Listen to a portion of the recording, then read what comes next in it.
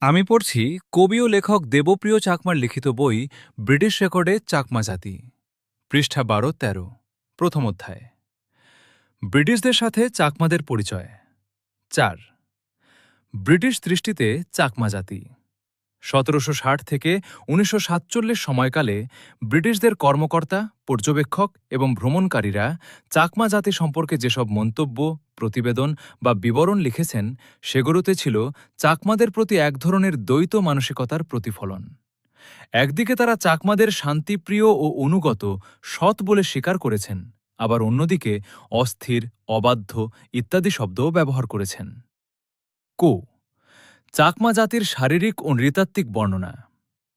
British লেখকরা চাকমাদের শারীরিক গঠন, মুখাবয়ব, পোশাক, অস্ত্রবহন এবং জীবনধারা নিয়ে বিশদভাবে লিখেছেন। তারা বলেছেন, চাকমারা মঙ্গোলয়েড মানবগোষ্ঠীর মানব সম্প্রদায়।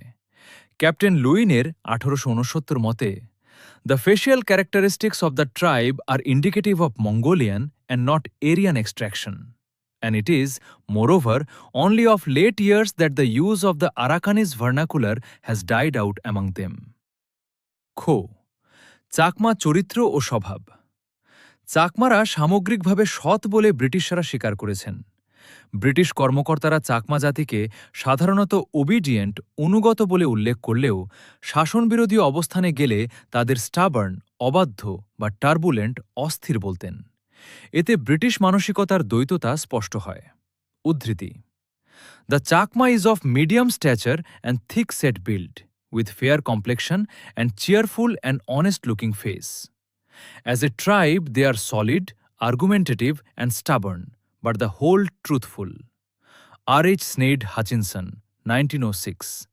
An Account of Chittagong Hill Tracts, Calcutta.